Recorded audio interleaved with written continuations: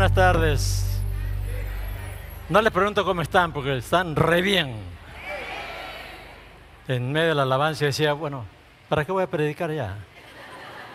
La presencia del Señor está aquí. Amén. Qué bueno.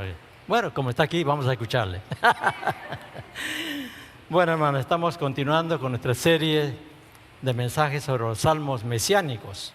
Salmos que anuncian acerca de Jesús, ¿verdad? Hoy veremos uno de los más notables, el Salmo 16, que contiene detalles proféticos justamente con relación a la Semana Santa que estamos terminando el día de hoy. El Salmo 16 es uno de los 6 salmos que tienen un subtítulo ahí, Mictam de David. No sé si usted en sus Biblias, debajo del título dice Mictam de David. Ahora, la palabra Mictam, su significado es un poco incierto, pero lo más probable es que significa joya de oro.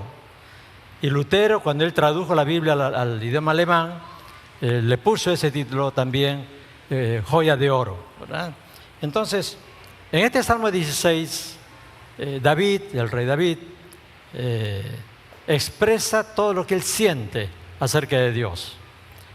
Su amor, su devoción, en fin, todo lo que él sentía acerca de Dios, pero al mismo tiempo es una profecía, porque como que el Espíritu Santo toma a David en ese momento y superpone a las palabras que David expresa, palabras que anunciaban la muerte y la resurrección de Jesús en un día como hoy, una Semana Santa como hoy.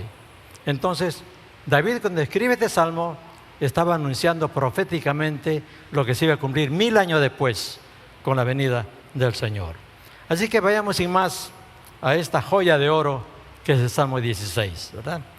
Y que le he puesto como título a este mensaje, Confesiones de un creyente según el corazón de Dios. Un poco largo el título, ¿no? Pero Confesiones de un creyente según el corazón de Dios. Es decir, un creyente que es según el corazón de Dios. Así que vamos a ir prácticamente analizando versículo por versículo los 11 versículos de este salmo, ¿verdad? Así que comencemos con el versículo 1, que es una confesión de confianza total y absoluta en Dios. Cuando él dice, guárdame, oh Dios, porque en ti he confiado. Guárdame, oh Dios, porque en ti he confiado. Ahora, estudiar la vida de David es interesantísimo. Es casi como una novela, ¿no? Porque comenzando desde que era un adolescente, un pastorcito sin ninguna importancia, y sin embargo vence al gigante Goliat, recuerdan ustedes, con una honda y unas piedritas, nada más. Luego toda su trayectoria hasta llegar a ser ungido como rey de Israel, y luego como rey llevar a Israel a su apogeo, ya y entrega a su hijo Salomón una nación organizada con Jerusalén como capital. De lo que eran simplemente unas tribus, lo convierte en una nación poderosa en aquel tiempo y ocupando prácticamente toda la tierra prometida por Dios a Israel. Entonces, esos 40 años de gobierno llevaron pues a Israel a esa situación de poderío y de grandeza. Ahora, la vida de David es una muestra más de la omnisciencia, de la sabiduría inmensa de Dios, cómo él supo elegir a este jovencito David para llegar a ser el rey de Israel y que de él viniera nuestro Señor Jesucristo, el Salvador del mundo. Por eso a Jesús se le llamaba el Hijo de David, ¿verdad? Recuerdan ustedes en ese domingo cuando entra en la entrada triunfal de Jesús a Jerusalén y las multitudes decían, Hosana al Hijo de David, Hosana al Hijo de David, ¿verdad? Se le reconocía como el Hijo de David. Es tan importante David que las 3 religiones que surgen de Abraham, judíos, cristianos y musulmanes, los islámicos, los 3 veneran a David como un personaje digno de imitarse y de seguir. Por eso cuando el profeta Samuel, el profeta y el juez Samuel, le anuncia a Saúl que Dios lo estaba desechando y que iba a poner a David como su sucesor, en 1 Samuel 13:14, miren lo que dice Samuel. Mas ahora le dice a Saúl, mas ahora tu reino no será duradero. Jehová se ha buscado un varón conforme a su corazón, al cual Jehová ha designado para que sea príncipe sobre su pueblo, por cuanto tú, Saúl, no has guardado lo que Jehová te mandó. O sea, Dios había elegido a un varón conforme a su corazón. Y a mí me emociona esa frase. Un varón conforme a su corazón. ¿Cómo quisiéramos todos, verdad? Ser hombres o mujeres, ancianos, niños, jóvenes, según el corazón de Dios. Debería ser nuestro anhelo. Esa debería ser nuestra meta. Eso es lo que deberíamos desear todos nosotros. Ahora, este varón conforme al corazón de Dios es quien ora diciendo, guárdame, oh Jehová, porque en ti he confiado. Entonces, un creyente conforme al corazón de Dios, lo primero que va a hacer es confiar en Dios. Y esta confianza no es una confianza, bueno, a veces confío, a veces no.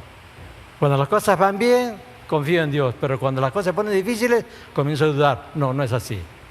David confió en Dios en todas circunstancias, en las buenas y en las malas, cuando tenía victorias y cuando era derrotado, cuando pasaba por pruebas tremendas, cuando fue perseguido, cuando amenazaban su vida.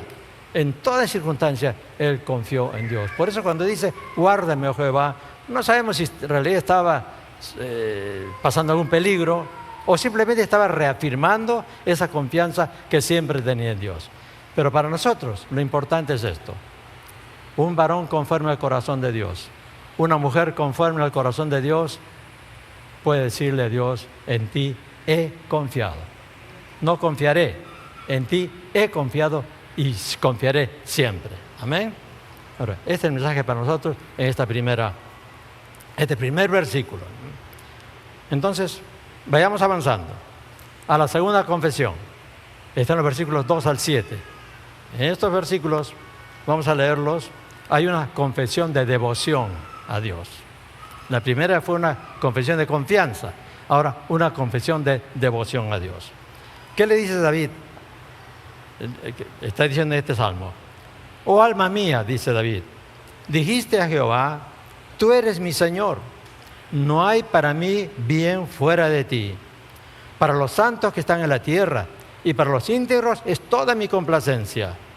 Se multiplicarán los dolores de aquellos que sirven diligentes a otro Dios. No ofreceré yo sus libaciones de sangre, ni en mis labios tomaré sus nombres. Jehová es la porción de mi herencia y de mi copa. Tú sustentas mi suerte. Las cuerdas me cayeron en lugares deleitosos y es hermosa la heredad que me ha tocado. Y termina diciendo, bendeciré a Jehová que me aconseja, aún las noches me enseña mi conciencia. Ahora, David comienza esta sección de su salmo diciendo, oh alma mía, dijiste a Jehová. O sea, como que se sale y comienza a dialogar con su propia alma. Conversa consigo mismo, ¿verdad? Y le dice a su alma lo que siente por Dios, ¿no? Y si hay una palabra que pueda englobar todo lo que David está diciendo aquí, me costó trabajo encontrar esta palabra, pero encontré esta palabra, devoción, ¿verdad? Devoción es amar, venerar y estar dispuesto a dar la vida por una persona o por una causa, ¿no?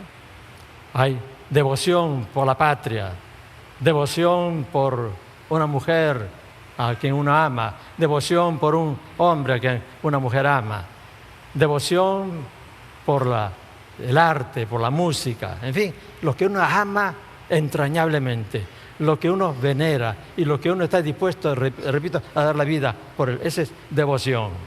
Entonces, aquí David está expresando su devoción por Dios y dice muchas cosas acerca de esto. Y él comienza diciendo, tú eres mi Señor, tú eres mi Señor.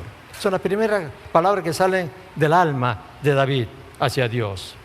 Y Señor es la traducción en el hebreo, en el original, en el Salmo, de la palabra Adonai, Adonai significa amo, dueño, el Señor absoluto, ¿verdad? Equivalente a la palabra Kyrios en el Nuevo Testamento, el griego. Y el palabra Kyrios también significa lo mismo, el dueño, el amo. Y Kyrios se le llamaba al emperador de Roma, ¿verdad? Y el emperador era dueño de la vida de todos los súbditos. El emperador tenía derecho a premiar a un ciudadano, a un súbdito, o quitarle la vida, con razón o sin razón. Era el dueño, era el amo de todos los súbditos del imperio. Y los primeros cristianos, los apóstoles, le dan el título de Señor a Jesús, reconociendo su autoridad espiritual. Y luego ya cuando nace la iglesia, guiada por el Espíritu Santo, se confirma este título de Señor a nuestro Señor Jesucristo. Ahora, quiere decir entonces, cuando llamamos Señor a Dios o a Cristo, estamos diciéndole, tú eres mi amo, tú eres mi dueño. No es la palabra Señor como un título de cortesía que aplicamos a los varones, ¿verdad? Señor Rodríguez, señor Gutiérrez. No. Aquí el Señor que está en la Biblia es la palabra amo, dueño, ¿verdad? Entonces, llamar a Jesús Señor, estamos reconociendo que Él es dueño de nuestras vidas. Es nuestro Señor, el amo nuestro. Ahora, este es un concepto de lo más chocante para el hombre, la cultura del siglo XXI, la posmodernidad en la cual estamos viviendo. Hoy día se defiende tanto los derechos individuales, los derechos personales, los derechos humanos. Se defiende el derecho de cada persona aún por encima de la sociedad en conjunto.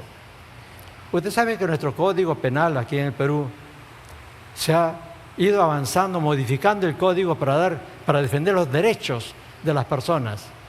Entonces, aún de los delincuentes, hay tantos derechos que tiene que defenderse de ese delincuente o ese presunto delincuente, que a la justicia, a la policía le cuesta mucho ahora acusar, investigar y condenar a un delincuente.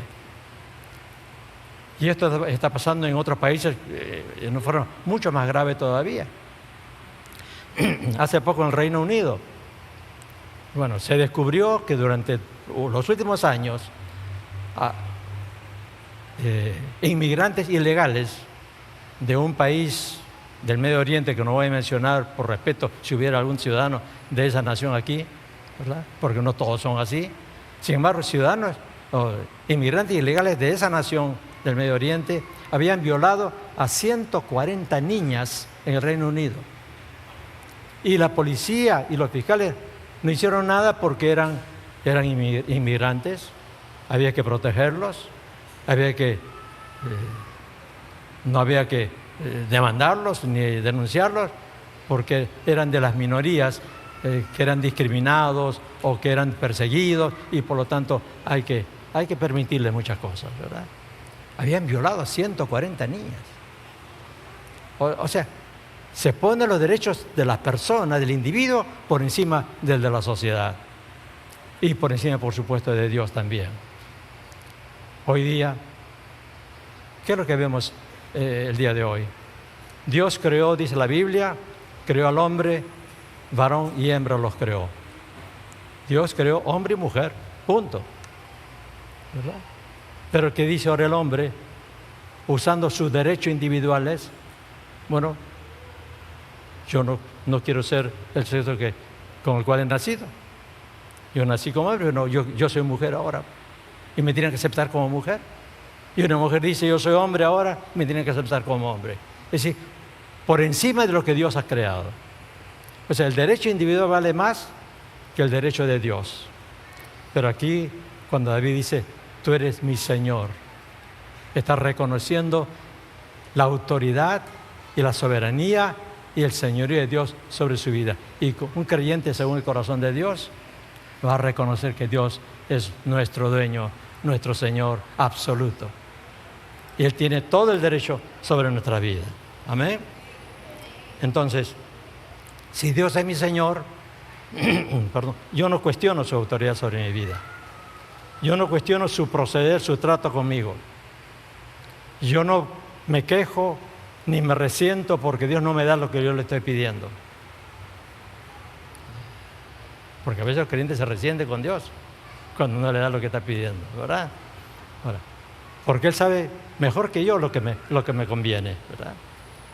Ahora, no me quejo si me disciplina. Amén. Porque yo sé que es para mi bien. Amén. O sea, el llamar a Jesús Señor, llamar a Dios Señor, implica eso. No solamente a cantar aleluyas y nada más, sino en la vida, en nuestra conducta, en nuestras acciones, reconocer el señorío de Dios sobre nuestra vida. Pero David no se queda con la confesión de que Dios es su Señor, sino que él dice, para mí no hay bien fuera de ti. O sea, está llevando al extremo, ¿verdad? Es un hebraísmo. O sea, exagera un poquito para enfatizar una verdad. Que para David nada se comparaba a Dios en su vida. ¿Verdad? No hay bien fuera de ti, dice. No hay nada que se compare con lo que significa Dios para su vida. Y esto es lo que debe ser para nosotros también. Nada debe compararse a Dios en nuestra vida. Nada puede valer más que Dios en nuestra vida. Nada puede ser más importante que Dios en nuestra vida. Pero sigamos avanzando. Versículo 3 dice, para los santos que están en la tierra y para los íntegros es toda mi complacencia. Para los santos, los íntegros es mi complacencia, dice. Es decir, yo me complazco con los santos y con los íntegros. Ahora, si Dios es mi Señor, ¿verdad?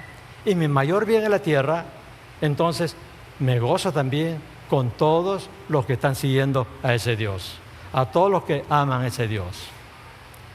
Ahora, dice los santos, significa los santos con su aureola sobre la cabeza y alitas ahí, como los santitos perfectos. No, ustedes saben que la palabra santos en la Biblia tiene dos acepciones. Lo primero y lo más importante es algo que es separado para Dios, algo que ha sido dedicado a Dios, o alguien separado para Dios, alguien dedicado a Dios es un santo, aunque no sea perfecto. La segunda acepción sí significa santo como puro, que nunca peca. Pero el primer significado es que alguien ha sido dedicado a Dios, alguien que ha entregado su vida a Dios y vive para Dios. Es un santo. Entonces yo, si quiero ser un varón conforme al corazón de Dios, si tu hermana quiere ser una mujer conforme al corazón de Dios, tienes que complacerte, tenemos que complacernos con nuestros hermanos en Cristo, los santos aquí en la tierra, aunque no sean perfectos, porque no hay santo perfecto, no hay creyente perfecto y no hay iglesia perfecta, ¿verdad? Yo siempre he dicho, usted me ha escuchado decirlo muchas veces, ¿no? No hay iglesia perfecta, así que no busques la iglesia perfecta porque no la vas a encontrar. Y si la encuentras, no entres a ella porque la vas a malograr, ¿no? Entonces, no debemos menospreciar a los hermanos. Quizás no tienen la preparación que yo tengo, no tienen conocimiento de la palabra de Dios como yo tengo, no tienen la fe que yo tengo. No importa. Para Dios todos somos iguales. Dios nos ama a todos por igual. Y Dios quiere que todos lleguemos a la perfección, que seamos como Cristo. Por lo tanto, yo no puedo menospreciar, ni puedo sentir resentimiento, amargura con los hermanos. Tengo que amarles, porque Dios les ama. Y si Dios es mi Señor, yo no puedo no amar a quien Dios ama. Amén. O sea, esta es la segunda cosa que dice. Sigamos avanzando. Versículo 5. Jehová es la porción de mi herencia y de mi copa. Tú sustentas mi suerte. Jehová es la porción de mi herencia y mi copa. ¿Qué es la porción de mi herencia? Está citando, haciendo referencia a Números capítulo 18, versículo 20. Donde dice, y Jehová dijo a Aarón, el sumo sacerdote de la tribu de Leví, dijo a Aarón, de la tierra de ellos no tendrás heredad, ni entre ellos tendrás parte o porción. Yo soy tu parte, yo soy tu porción y tu heredad en medio de los hijos de Israel. ¿Qué pasaba? Entre las 12 tribus de Israel, Dios, cuando les promete la tierra, le designa una porción de tierra para cada tribu, excepto la tribu de Leví. Y la tribu de Leví eran los que Dios había llamados para que se encargaran del servicio del templo, se encargaran de servir a Dios como los levitas, ¿no? Entonces dice, a los levitas no hay ninguna heredad, ninguna porción de tierra, ¿verdad? Entonces, cuando David dice, Dios, tú eres mi porción, la porción de mi heredad, aunque él no era levita, lo que estaba diciendo es que aunque todo lo demás tenga propiedades, etcétera, para mí tú eres mi herencia, tú eres mi porción. No me interesa. Si me das o no me das más, no me interesa. Para mí tú eres mi porción, tú eres mi herencia, tú eres la parte que a mí me interesa. Dice, y porción de mi copa. Cuando habla de la copa, está hablando de las vivencias en la vida, las experiencias en la vida. ¿Recuerdan ustedes cuando Jesús está en el huerto de Getsemaní? Está angustiado porque se acerca a la cruz y él está orando al Padre y le dice, Padre, si es posible, pase de mí esta copa, ¿no? ¿Qué está diciendo? El sufrimiento, el dolor, le llama la copa, el trago amargo que iba a tener que pasar, ¿verdad? Entonces cuando dice, tú eres la porción de mi copa, está diciendo, tú eres la porción más importante de lo que yo viva, de mi experiencia, de mis vivencias. No solamente tú eres mi herencia, tú eres la porción de mi herencia, sino que en lo que yo viva, entre las cosas buenas o malas, entre todo eso, tú eres lo más importante para mí, ¿verdad? Y para un creyente, según el corazón de Dios, Dios es lo más importante en toda nuestra experiencia de vida. Seguimos, versículo 6. Este es un versículo extraño para nosotros. Las cuerdas me cayeron en lugares deleitosos y es hermosa la heredad que me ha tocado. Las cuerdas me cayeron en lugares deleitosos. ¿Qué es eso de las cuerdas me cayeron? ¿Verdad? Ahora, lo que está haciendo referencia es a la costumbre en Israel para delimitar un terreno, una propiedad, lo hacían con cuerdas, con sogas, ¿verdad? Ponían como límites de una propiedad. Entonces dice, tus cuerdas me cayeron en lugares deleitosos. Es decir, lo que tú me has dado, esta heredad, lo que tú me has dado, es un deleite para mí, ¿verdad? Es hermosa la heredad, es hermosa la heredad que me ha tocado. Ahora, a David le había tocado una porción, a su tribu también le había tocado una porción. Dice, yo estoy contento con eso.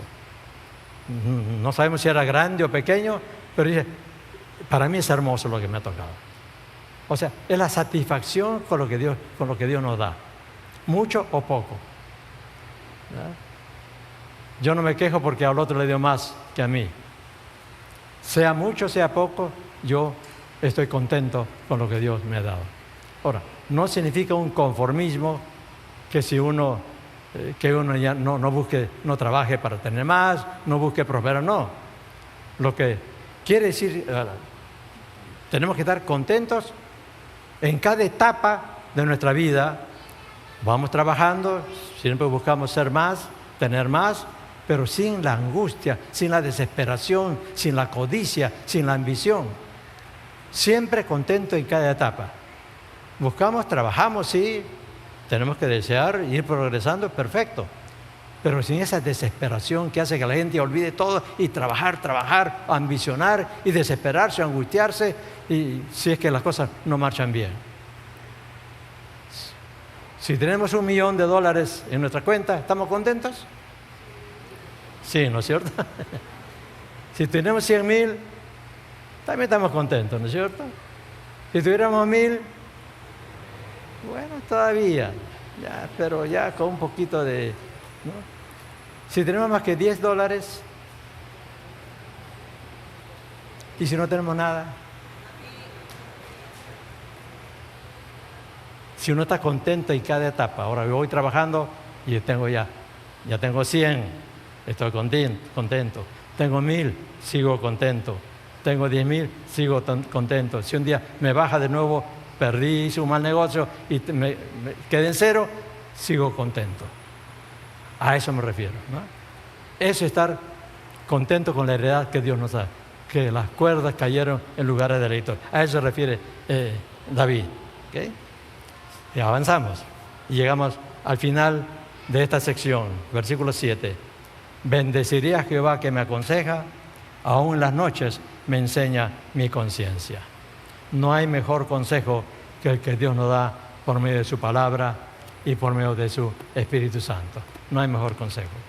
Hoy día uno en la televisión googlea, hay consejos para todo, ¿verdad?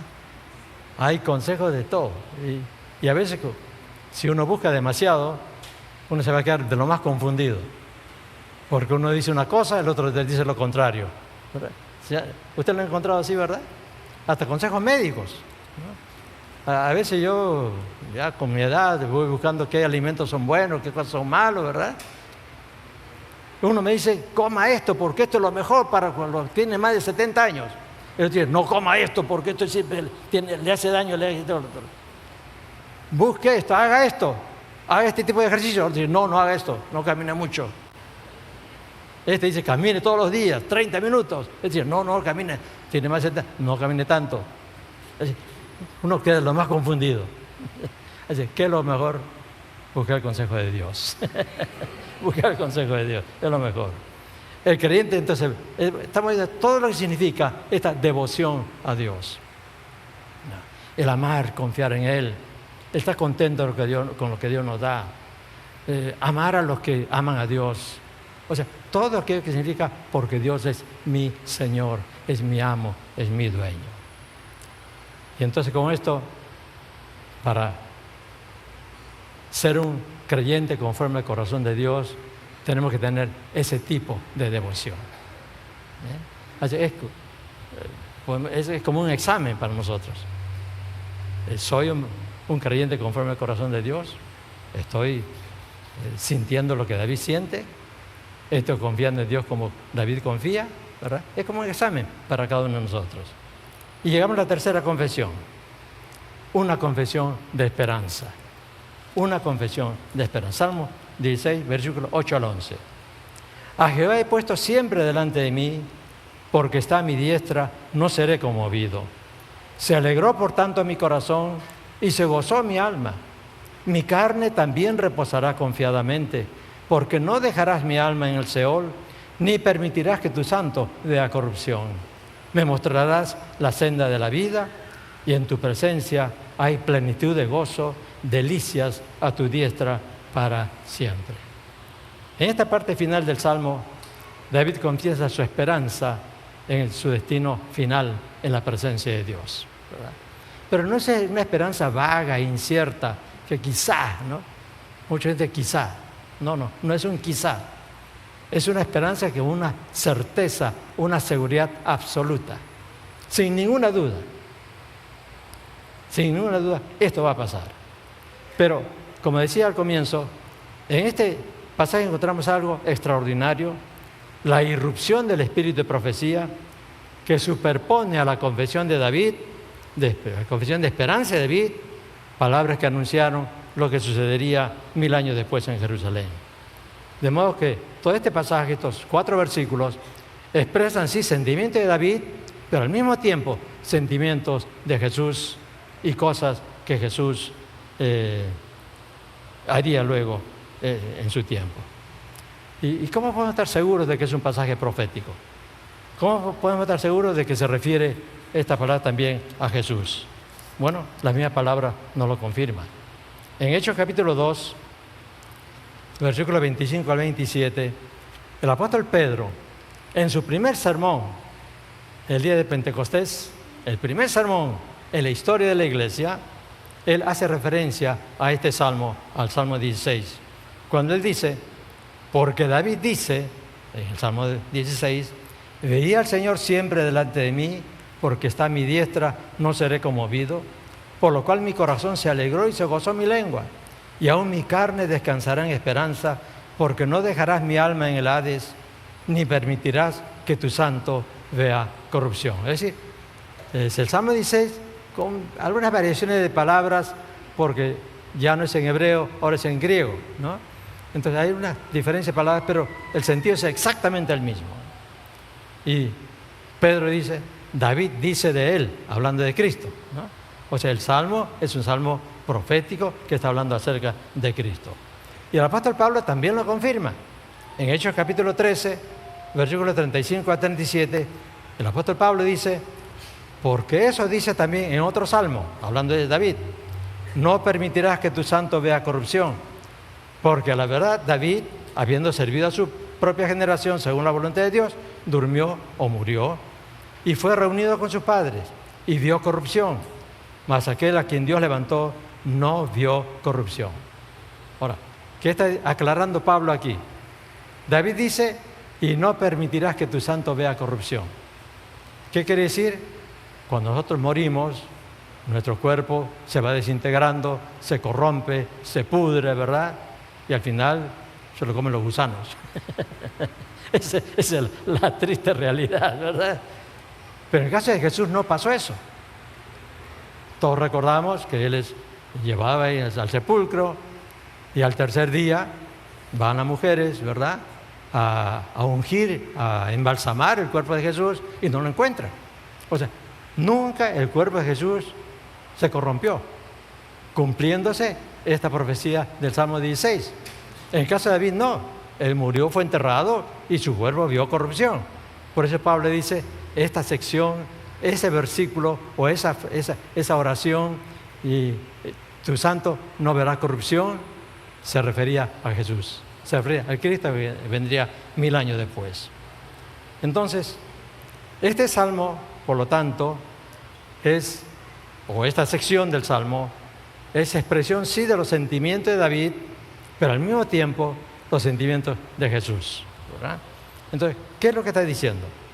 Primero dice, porque está a mi diestra, no seré conmovido. Ahora, nada me conmoverá, dice David, nada me causará temor o desesperación. Un creyente en el Señor no le da el pánico o la desesperación cuando hay peligro, cuando las cosas están difíciles, ¿verdad? No seré conmovido, nada lo va a conmover. Se alegró por tanto mi corazón y se gozó mi alma. Si Dios está conmigo, solo puedo sentir gozo y alegría. Aún en los momentos difíciles, aún en el momento de la pérdida de un ser querido. Yo recuerdo mucho cuando mi papá falleció a los 94 años de edad. Su cuerpo fue velado en el auditorio de la iglesia, ¿verdad? Y ¿cómo fue ese velorio? Triste, con llanto. No, hermano, parecía una fiesta. Era una fiesta. Nadie sentió, porque sabíamos que don Juan Lai estaba en la presencia del Señor, ya gozando, disfrutando de la gloria de Dios. Y todos sabemos que nosotros mismos podemos tener ese gozo, esa alegría, aún en los momentos difíciles o de peligro, a un terremoto, no importa lo que pase, ¿verdad? Porque sabemos que estaremos en la presencia del Señor. Mi carne también reposará confiadamente, dice David. No solamente mi alma, sino mi carne y mi cuerpo descansará, porque ya la muerte no es la muerte trágica de todos los humanos, sino el descanso final, ¿verdad? Porque no dejarás mi alma en el Seol, dice David. Ahora, él confiaba en la resurrección, la seguridad de que la muerte física de los hijos de Dios no es para siempre, pues tenemos la certeza de la resurrección, ¿verdad? Y finalmente, dice David, en tu presencia hay plenitud de gozo, delicias a tu diestra para siempre. Voy a repetir, en tu presencia hay plenitud de gozo, delicias a tu diestra para siempre. ¿Qué esperamos nosotros para después de nuestra muerte? Hermano, no tenemos ni idea de la delicia que será eso, de el gozo tremendo, plenitud, dice, plenitud es completo. Aquí en la tierra no podemos tener plenitud de gozo, porque siempre hay cosas que estorban, ¿verdad? Pero cuando tenemos la presencia del Señor, dice, habrá plenitud de gozo. ¿Cómo es eso? No tenemos ni idea. Pero es mucho más del mayor gozo que podemos tener ahora. Hace un momento cuando estábamos alabando al Señor, adorándole, ¿no? Y estábamos cantando la resurrección del Señor, el gozo que había en este momento, ¿no? Fue tremendo, ¿no? Tiempo que no que no sentía un momento así aquí en la iglesia. Cristo vive, está vivo y está aquí. Amén. Ahora, amén.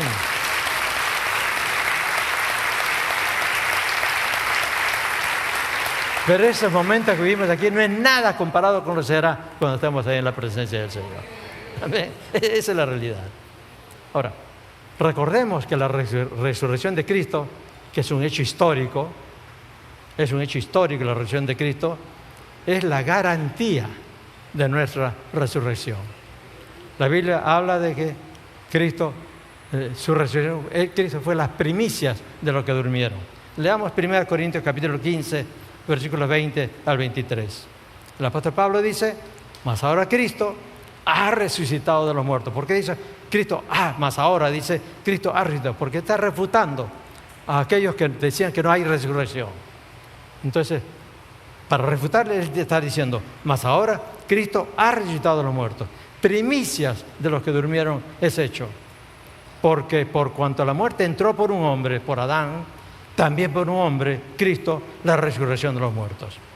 Porque así como en Adán todos mueren, también en Cristo todos serán vivificados. Pero cada uno en su debido orden. Cristo las primicias, luego los que son de Cristo en su venida. ¿Amén? Cristo es las primicias, el adelanto, ¿no? El arras. Él resucitó. Esa es la garantía de que todos los que son de Cristo resucitaremos también. Porque Cristo resucitó, nosotros también resucitaremos. Amén. Por eso nuestro cuerpo no va a quedar en la tumba para siempre. Amén.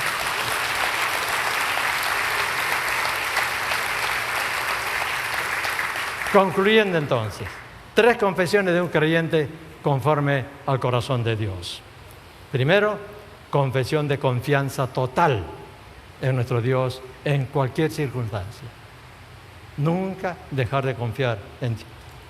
Segunda confesión, confesión de devoción, de amor, de veneración. Dios es nuestro Señor, nuestro amo, nuestro dueño y el mayor bien que pueda haber en nuestras vidas. Él es lo que más anhelamos y nos gozamos con lo mucho o lo poco que nos da. Amén. Y amamos a los que le aman a Él. Amamos a los que Dios ama también. Y tercera confesión, confesión de esperanza, de certeza, expectativa. No es solamente, sí, yo voy a resucitar, sí, Cristo viene, sino la expectativa. Ya quisiera estar con el Señor, quisiera que Cristo venga ya. Hay tantos problemas en el mundo. Señor, ven pronto, ¿verdad? Así termina el libro del Apocalipsis, así termina nuestra Biblia. El Señor, ven pronto. Jesús, ven pronto. Debe ser nuestra oración también. Ven pronto para que ya no sigan tantos problemas en el mundo.